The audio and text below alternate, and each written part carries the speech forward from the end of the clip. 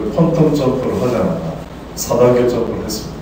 그 루브르 미술관 앞에서 프랑스의 아이들이, 청소년들이 플래시 몹이라고 해서 K-팝을 따라 부르면서 일종의 데몬스트레이션, 데모를 했는데요. 데모의 목적은 슈퍼주니어와 SM 가수들의 결국엔 티켓을 구할 수가 없다. 열받는다. 뭔가 해결을 하라. 그런 어떤 요구의 상황이었고, 이게 그때 된 사진이었고, 이제 K-팝, 음악 분야에서 먼저 한류가 크게 개천이 열리게 됩니다. 하늘이 열리게 되죠. 그것만 해도 몇 년 된 상황이고요. 제가 이제 좀 정리를 한번 해보겠습니다. 여러분들 익숙한 성명과 자니윤, 성대모사 많이 나오고, 안녕하세요, 자니윤 씨. 이 사진은 70년대 초거든요. 브루스리 아마 이소룡이 살아있을 때, 재키 찬 성명이 엑스트라라고 나와있을 때, 이제 자니윤 씨는 LA의 이민간 교포였기 때문에 할리우드의 주변부에서 활동을 했던, 말하자면 할리우드 승부조도 있고 할리우드의 전사라고 할 수 있는 시기가 있었습니다. 그런 걸 볼 필요가 있는데, 그래서 제가 잠깐 말씀드렸던 한류의 어원다 이렇게 지금 알려진 상황인데, 저도 이제 학자로 욕심을 내는 것은 이게 사실이 아닐 수도 있는 것 같아요. 99년도에 북경 청년과에서 한류라는 말을 썼다, 이런 말을 썼는데, 이거 제가 좀 더 공부를 저도 더 해봐야 되겠습니다만, 그 이전의 역사를 추적할 수 있을 것 같고, 제가 말씀드렸던 가장 중요한 핵심적인 어떤 포인트는 에이시안 밸리라고 하는 아시아적 가치. 그 중에서 가장 으뜸으로 칠 수 있는 것은 가족의 가치. 두 번째는 양희은 가수의 노래에 나오는 이루어질 수 없는 사랑, 지고지순한 사랑. 가부장적인 어떤 그 시스템, 충효, 일, 공경한다, 존대한다. 자, 이런 부분이 할리우드가 선택하는 영미 서구 문화에서 없는 것이거나 우리와 사뭇 다른 것이죠. 근데 우리는 콘텐츠가 없었기 때문에 한국의 아이들, 중국의 아이들, 일본의 아이들이 할리우드 키드로서 살아왔는데 폭력, 섹스, 자극적인 거 얼마든지 프리하게 할 수 있는 영화가 좋았죠. 웨스턴 무비 같은 경우 뒤에서 총을 쏘고 윤리적이고 떠나서. 그런데 우리 한국의 드라마를 봤더니 딱 한 가지만 베트남에서 조사했던 내용 그거 아니겠습니까? 베트남 인구가 1억 명이 넘었다고 하지 않습니까? 근데 베트남이 우리나라 70년대에 겪었던 경험을 갖고 있는 거죠. 무작정 상경에서 도시화가 되고 돈 벌러 나가고 어떤 이유를 받아 돈 벌러 나갔죠. 그러고 근데 우리나라 드라마를 보면 가족들이 모여서 밥을 같이 먹더라. 그렇죠?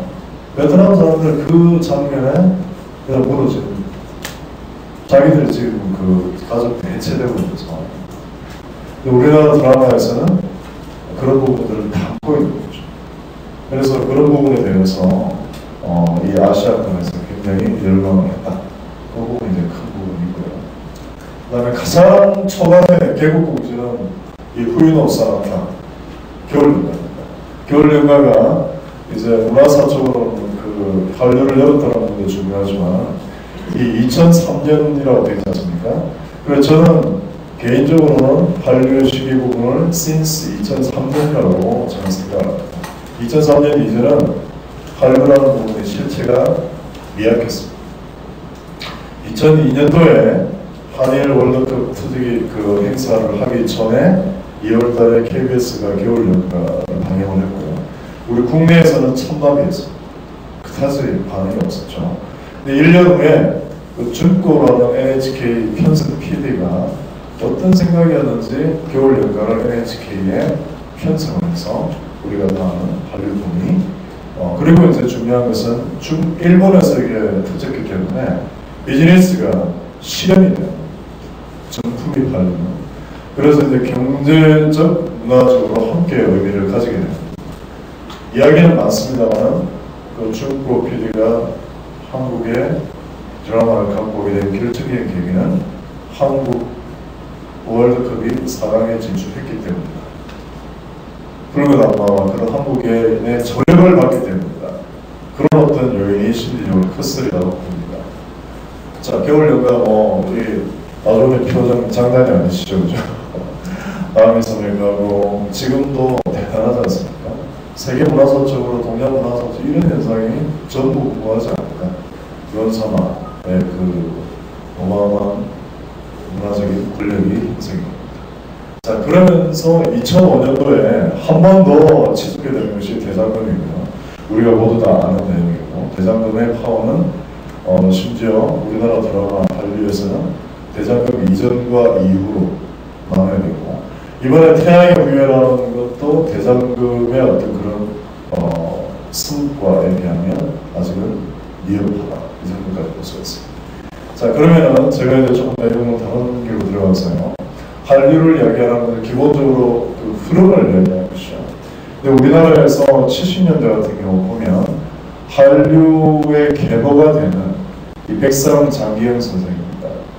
한국일보 창업하신 분이죠. 이분이 황석연 작가의 장길산을 마침 두 분이 성취가 같으네요. 장길산을 10년을 그 후원을 했습니다. 신문 연재 소설이죠. 그래서 이런 형태가 이제 이어져서 미끄럼이 이어졌고요. 그 다음에 일간 스포츠에서 고우영 작가가 이런 삼국지, 가로지기, 우리나라의 옛날 고전 중국 보면은 만화를 그렸던 위대한 일상이 있었습니다. 그런 부분들이 작용을 해서 우리나라의 K-팝, K-드라마, 지금 K-툰이라고 하죠. 웹툰, 만화죠. 만화의 경쟁력도 드라마 미생이나 이런 배우자들 같은 데서 드라마화되고 영화화되고 있는데, 이런 부분들이 우리가 놓치지 말아야 될 것은 위대한 유산, 한류의 계보, 문화산업의 계보, 창조성의 DNA, 이런 부분들을 맥을 정확하게 봐야 앞으로의 과제로 전략을 세울 수 있다, 이런 말씀을 드릴 수 있겠습니다. 그래서 이런 부분들이 원작이 강하고 기본적으로 좋은 작가가 나오고 하면 이 부분들이 드라마로 만들어지고 영화로 만들어지고 수출이 되고 마케팅이 되는 것은 그 다음 문제가 되겠죠. 투자를 받고. 그래서 이런 쪽에 우리가 강화를 갖고 있는데, 태양의 후예 같은 경우는 지금 보시는 것처럼 제2의 대장간 국가를 볼 수 있을 정도로 상당히 지금 발달해 있고, 역시 한류의 미래를 밝게 만들어주고 그런 상황입니다. 예, 그래서 한류가 지금 이 정도로 성장해 와 있다. 그러면서 뭔가 허점이 있을 수가 있고 동력이 조금 빠져나가는 그런 부분도 있을 수가 있는데, 빛과 그림자가 되겠죠. 그런 부분들을 우리가 좀 이야기를 할 수가 있고요. 그래서 뉴 콘텐츠에 대해서 말씀을 드리고, 뉴 콘텐츠라는 것은 겨울연가, 대장금, 태양의 후예, 태국, 그리고 K-팝 같은 경우 지금 우리가 알고 있는 아이돌 위주의 그런 형태가 현재 킬러 콘텐츠가 되는 것이고요. 지금 말씀드린 뉴 콘텐츠라는 것은 미래의 먹거리가 될 것입니다. 한류와 연관해서 이런 부분에서 우리가 뭘 생각할 수 있을 것인가, 그게 이제 우리가 함께 이야기하고 생각하고 할 수 있는 가장 흥미진진한 테마가 될 것입니다. 자, 지금은 알파고에 이어서 포켓몬고가 지금 나와서 세상을 들어가고 하고 있고요.